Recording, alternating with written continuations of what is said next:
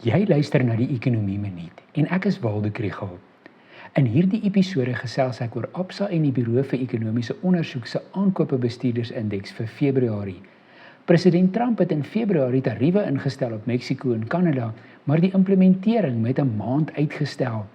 Dit is nou 'n maand later en ek wil meer sê oor die tariewe en hulle impak. Hierdie episode word ondersteun deur die Buro vir Ekonomiese Ondersoek in Stellenbosch. Ons het 2025 begin met heelwat optimisme oor ekonomiese groei. Die hoë frekwensie aanwysers gee egter 'n onduidelike prentjie.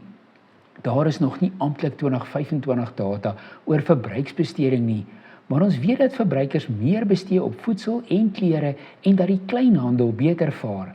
Die inflasiekoers is steeds laag en dit help om die koopkrag van salarisse in stand te hou. Aankopebestuurdersindekse lyk egter nie so goed nie. Die het afgeneem in Januarie en Absa en die Buro se indeks vir die vervaardigingssektor het heelwat verswak in Februarie en is in inkrimpende terrein. Die SIP-indekse vir sakeaktiwiteit, nuwe verkope en toekomstige besigheidstoestande het almal verswak. Laasgenoemde het veral te doen met onsekerheid oor internasionale handel. Later vandag maak Statistieke Suid-Afrika 2024 se ekonomiese groeisyfer bekend, saam met die 4de kwartaal se BBP-data. Die vraagstuk waaroor almal praat is of die landbousektor se syfers hersien gaan word na daardie groot inkrimping in die 3de kwartaal bevraagteken is. Op die stadium wat ek hierdie opneem, moet president Trump se tariewe op produkte wat die VSA invoer vanaf Mexiko en Kanada vanaf 4 Maart in werking tree. Ek sê dit so, want dit is nie onmoontlik dat hy weer van plan kan verander nie. Maar kom ons sê hulle stel wel die 25% tarief in. Wat beteken dit vir die VSA en vir Suid-Afrika? Die eerste ding om te sê is dat die tariefverhoging is die grootste in 100 jaar. Dit is op groothandelsvennote, so dit gaan baie invoere raak. Dit tref sekere produkte soos bakkies, oftewel pick-up trucks, baie swaar.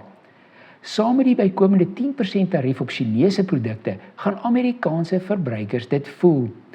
Dan is daar ook die 25% tarief op alle staal en aluminiumprodukte wat vervaardigers se koste gaan verhoog. Dit gaan inflasie in die VSA verhoog en keer dat hulle rentekoerse verder verlaag word. So wat beteken hierdie vir Suid-Afrika? In terme van direkte uitvoer na die VSA, nie veel nie. Daar is selfs die kans dat sekere Suid-Afrikaanse uitvoerprodukte nou kan meeding vir die mark. Maar die standpunt geld net as die AGOA-ooreenkoms in plek bly. Gerugte is egter dat die hele ooreenkoms kan sneuwel en die VSA nuwe handelsooreenkomste met Afrika-lande wil sluit. Dit sal nie op gunstige terme wees nie. Die Trump-siening van wederkerige tariewe maak dat hy nie sal toelaat dat ons tariewe op VSA-produkte hef, maar dan vir ons gratis toegang gee tot sy mark nie. Al hierdie onsekerheid maak dat dit die rand wisselvallig is. In die volgende episode praat ek meer oor die BBP-syfers en die 1ste kwartaal se sakevertroue indeks.